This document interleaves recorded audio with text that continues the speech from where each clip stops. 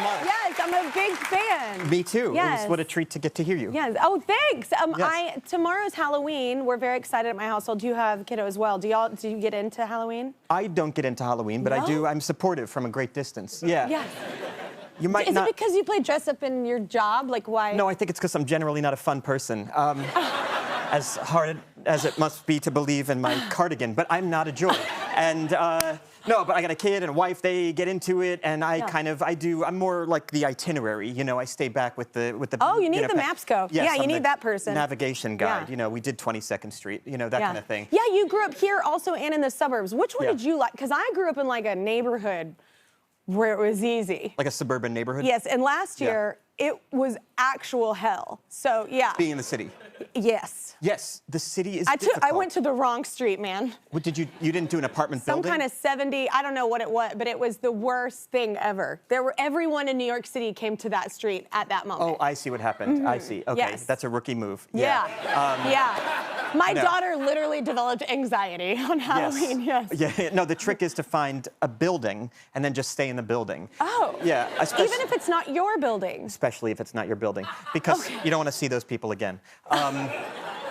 After you take their candy. Yes, and especially if you have kind of my level of enjoyment of life, you want to stay inside a building. Okay. Yeah. Yeah. No, it was not enjoyable. Yeah. I got real Texan in one moment. Really? Yeah, I was like, this is going to end up on TMZ.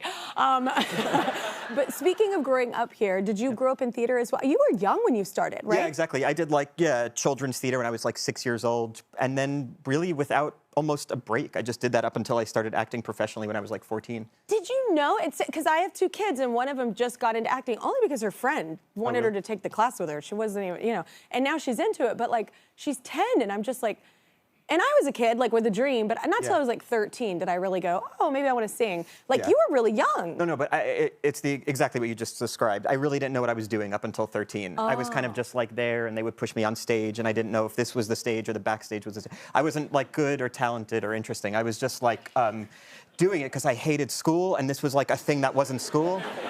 And I got to like hang out with adults who aren't kids, and I was scared of kids. It was just like more of a therapy thing than anything else. I am deeply in love with you. Oh, thank you, thank you. Your energy right now is, I can match it, man. Really? You are like, Yes. that's me. My general status is panic attack. Me too. Yeah. Oh, that's Mine's great. not panic attack. Mine's like, let's do it. But got it. So I'm the bad but side we're of your running on joke. 11. Yeah. This is, I wake up like this, and then I can't fall asleep like this. All right. Yeah. All right. Well, you directed this. You did everything in this, which is an amazing accomplishment. Oh, thank you. Yes. Yeah. Was that daunting for you?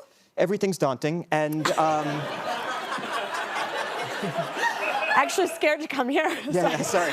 And this was just like professionally daunting, but it was like in terms of my like creative life, I am probably more of a controlling person, not like dictatorial. I just like to kind of have an idea for something, and I just want to like carry it out. Yeah. And of course, I like love collaborative processes. But for this, like having like written it and directing it and acting it, it gave me like a little bit more sense of control over the project. Yeah. And it's kind of like a very personal movie, and so for me, it was it felt like a natural thing to be doing all of those things. It was really personal for you, right? You even shot in Poland, and you had family there at one point, right? Yeah, exactly. So my family, suffered during the war but lived in Poland up until 1939, and we actually filmed this movie. The movie is a modern story about me and my cousin, who's played by Kieran Culkin, going on a tour to see where their family is from. But we actually filmed inside the house my family lived in up until 1939. It was fascinating. And the movie is kind of like a funny movie. It's about these 2 guys and their kind of unusual relationship. But like we actually visited all these places my family is from. Yeah, I'm going to get more into that, but I have to ask you, I mean, if you're directing this and you grew up in musical theater, do you think you'd ever direct a musical?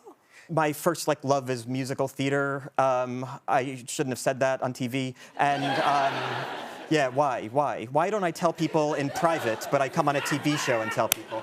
This is something I avoid saying at all costs, and now we're on television. God. Why did I do that? But I love it. I love musical theater. I've written musicals. None have gotten produced, but the next movie I'm directing is about a musical, so I get to finally like have a musical. These are my favorite. Are you saying it's like about a musical? So it's like a musical within a show? Like you're putting it together? It's exactly that. Yes, I said it wrong, but you got me. That's it. Yes, Yeah. I love when it's like that. Oh, me too. Me too. Yeah, because you kind get to of play a little bit more. Exactly that. Yes. So you see the rehearsals and everything, and then I also, since I wrote the music for it, if the music is bad, you know, no one will think it's my fault. They'll think that's the intention, you know?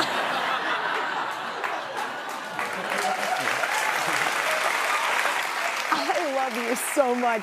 Wait, so if you weren't an actor, I like to ask people this, like if you weren't doing what you're doing now, what do you think you would be doing? I don't know. Where is it appropriate to have panic attacks all day? I don't know. My parents are teachers. My wife's a teacher. I would probably. I wouldn't be a teacher. Me either. I'd be doing gymnastics. So no, I don't know. I'd probably teach. I don't know. Why wouldn't you be a teacher? You're great. Oh no, my mother was a teacher, and I sat in on her classroom enough to know that that was not for me. No. Really? They're angels, and I don't have the patience. No, me too. I would be That's fired. it. Yeah. Yes, I'd be fired. Yeah, but I would be like, obviously, you don't know how to discipline your child at home. Let Yes, me exactly. help you. We just stay after school calling and yelling at all the parents. Very Texan, yes. Yeah. I really want to meet your wife. Oh yeah. I'm sure she would like to pull me off the stage. Your first date. Your first date must have been epic. Okay, let's take a short break. Molly in our audience is going to help us out. Hi, Kelly and Jesse. I'm excited to see A Real Pain in the theaters. The story feels familiar because not long ago I did a road trip with my family after my grandmother passed away. We went to Arlington National Cemetery where she's buried, and it was a really great way to honor her. And more with Kelly and Jesse after the break. We are back with my favorite person ever, Jesse Eisenberg. His new movie, which he wrote, directed, and stars in, is called A Real Pain. It's in theaters everywhere Friday. So the movie is about two cousins who travel to Poland and kind of discover roots. And how did it help to have two characters experiencing the past that way? Yeah, oh, thanks so much. Yeah, so the movie follows me and my cousin, played by Kieran Culkin, and after the loss of our grandmother, we decide to go and see where she's from. And so she's from Poland, so we go on this kind of tour of not just the highlights, but also kind of very sad history throughout Poland of what she suffered during the war and everything.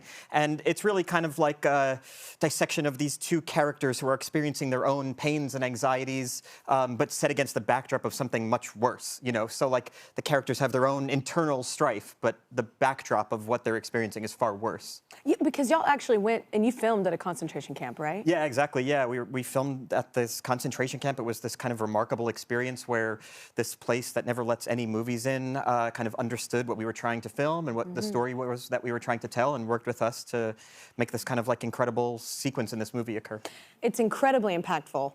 I heard, though, that Kieran Culkin, he tried to drop out several times, which must have freaked you out. Yes. Yeah. Kieran is like a genius in this movie. Like all the reviews are like, oh, this is, you know, he's going to win the Oscar. He's brilliant in this movie. But like 2 weeks before we started shooting, tried to drop out 6 months before, because he's unusual.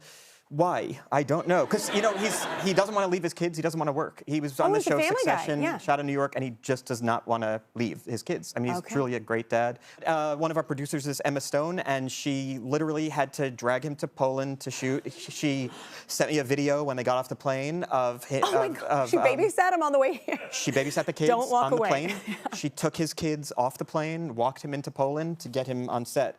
And he's superb in the movie. And it was just lucky, because also 2 weeks before you start shooting a movie, it's not like nothing is happening. It's like 6 months of money has been spent, and like, you know, every location has been, you're casting, everybody's in from other countries. It's like 2 weeks before shooting is like 6 months into a job already. Yeah, so that was not Same with an album. There's so much pre-production done before you even get to when you're the recording, vocalist it's the end. Yeah, exactly. Yeah, so you're like, oh, thanks for dropping out now. It's exactly right. Yeah. And all the other cast was there, happy, ready to go.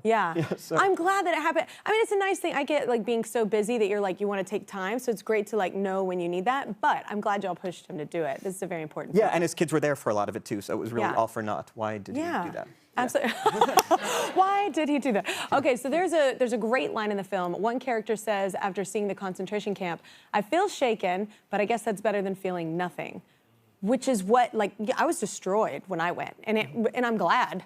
Like, I should be. Everyone walking in there should be a little destroyed by what we're capable of. Yeah, exactly. That's how I feel too. And like, you know, part of the movie is these characters who are growing up like in New York and are kind of like in, you know, regular middle class society without the concerns of, you know, war and stuff like that, trying to kind of find meaning in their life, trying to like connect to something sadder, and so that they can ground themselves in life. You know, sometimes I think when you perspective, and all that, when your life is comfortable, I think you're kind of missing something. And it's wonderful if your life is comfortable. That's a great achievement. But also, what are you missing? Are you missing some connection to the greater human condition? And is it ignoring something that you should know more about? That's kind of what the characters are looking for. Usually makes you a better person in the end. That's yeah, how you I feel progress. Too. Yeah. Exactly. Absolutely.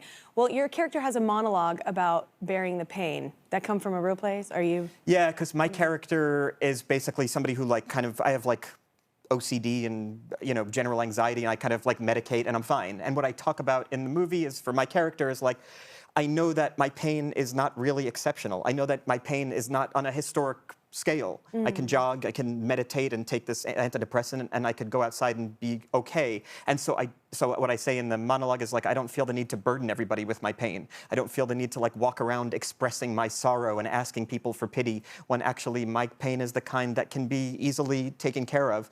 And I'm kind of referring to, I guess, you know, sometimes in terms of the other characters in the movie who are like constantly expressing their grief, and then the group kind of has to kind of take it on. Well, yeah, and like sometimes it's kind of a burden to feel that. But my character is conflicted, and the movie is not saying that I'm correct and the other character is wrong. Yeah. It's just kind of thought-provoking. Thought-provoking, Yeah. I love you. I love you. Oh my God, you're like one of my favorite guests. It's a great match. We have a clip. Here is Jesse Eisenberg's A Real Pain.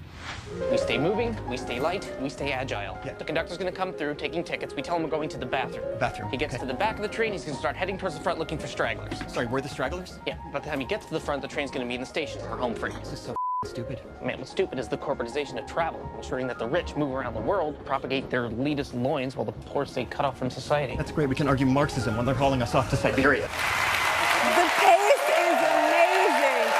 A Real Pain is in theaters everywhere Friday. Y'all should go see it.